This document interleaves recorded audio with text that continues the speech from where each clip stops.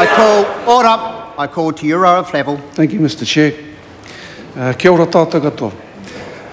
Mr. Chair, I want to respond to some of the issues that have been put before the House this afternoon. And happily sat and listened to some of the comments. The first thing I'd like to say is to thank Shane Jones for issuing a press release on behalf of the Māori Party this afternoon, but unfortunately got his facts wrong. And that I can just Point of order, the Honourable Shane Jones. Sir, I want this House to know that I have not been releasing press releases. Hone has been doing that himself. That's not a point of order. That's a debating point.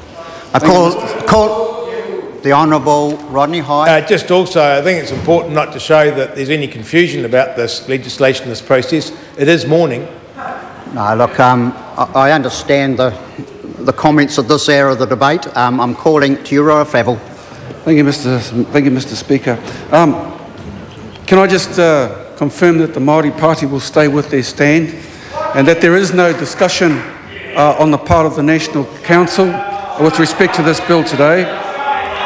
Second thing is, I find some of the comments made today a little bit sad in the sense that Mr. Hyde all of a sudden has a view about the treaty, which in fact has been raised by the Māori Party for the last 4 to 5 years on issues of principles.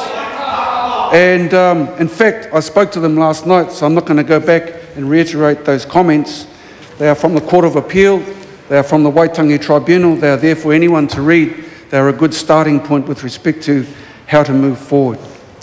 Third thing I want to say is that the Māori Leadership Group has been hung out in the public forum as being a selective few.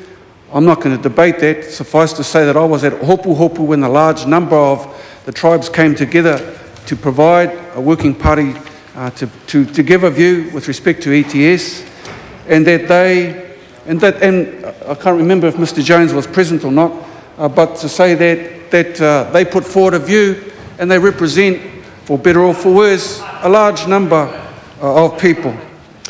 The fourth point I want to make is that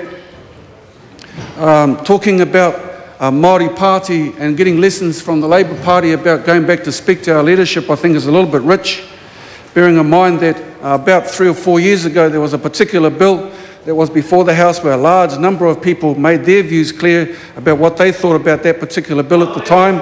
And did some people listen to it? No, they didn't. They didn't actually. And so we have that there to think about.